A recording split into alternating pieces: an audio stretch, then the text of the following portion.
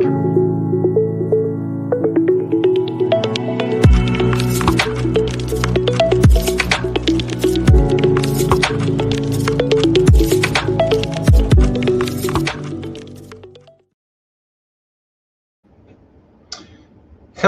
how are you? I'm happy to do this second video in our cybersecurity series. Today we're going to talk about Identity and Access Management Program.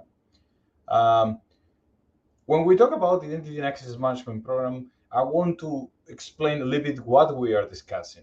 First of all, you have to have a little bit of understanding of what frameworks may be in place to be able to manage the whole life cycle of your identities. In the past, identities were only just users, but now we're going to talk about APIs, we're going to talk about devices, we're going to talk about managed identity. All those things will have to be part of these frameworks. And when we talk about those frameworks and those identities, you're going to have to very clearly understand how those identities require access and permissions to your different environment. There's going to be access to data, access to servers, access to network devices. All that is what we're trying to control and better understand with Identity and Access Management Program.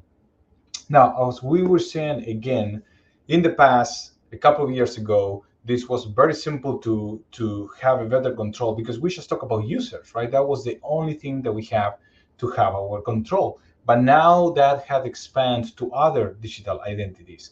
We talk about APIs, we talk about devices, we talk about service accounts, we talk about managed service identity accounts. So now this has exploded, and we have to have a better process in place to be able to control that as an organization. Now, some people confuse identity and access management and zero trust, and those two things actually go hand in hand. When we talk about zero trust security and in the architecture, we have all these different components that I'm displaying here. One can be the identity per se, as we discussed some of those aspects like a username, that it will use a particular endpoint to access data through an app, through an infrastructure, and then through a network. Now, all those things are going to be related to how your identity is a core component in your zero trust journey and your zero trust architecture. As you can see, when you see the model, this is the first layer. This is your perimeter now. It's no longer the firewall, it's no longer the router, it's your identity, the perimeter. And when we talk about zero trust, we always have these principles, verify explicitly, least privilege access, and assume breach, which has very important concepts when you build your identity and access management program.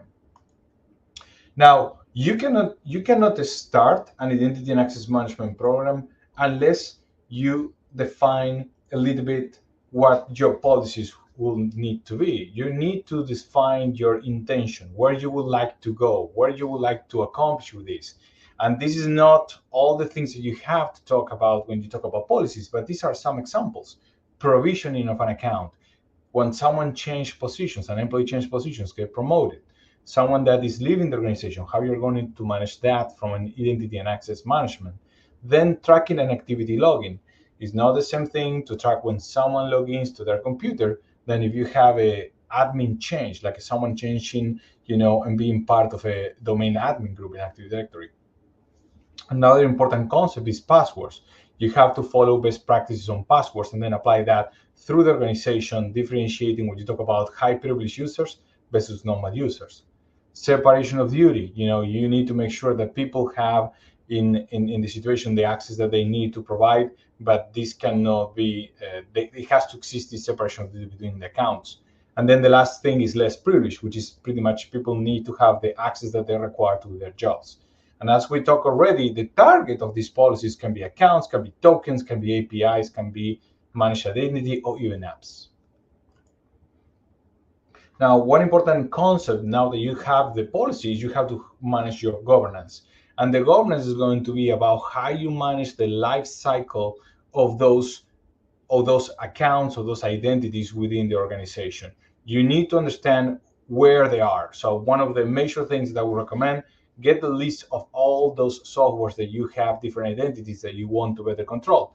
Get the list of all those local access versus central access that you may have, and start building your governance about who needs to make decisions and what are the roles and responsibilities within your identity and access management program. Now, this is a short video, so I'm going to close it with some takeaways. The first step and the first part is you need to define those policies, because that's going to guide everything that you're going to do. Now, the second part of that is there's three processes: join, move, and leave, that you have to have very good control when you talk about service identity. And if I were going to choose, I would choose the admin type of users, the admin type of services accounts that I want to better have control. The third one is use the benchmarks, use frameworks like CIS, which has really good recommendations about how to hardening this process. And then the last part, remember that this is a journey. You're going to have quick wins, you're going to have things to celebrate. Start from where you are and start building one block at a time so you can get this in a very controlled and robust situation. Thank you so much for the time today. I'm more than happy to answer any questions. Just send me an email if you have about the entity and access management, and let's secure your organization.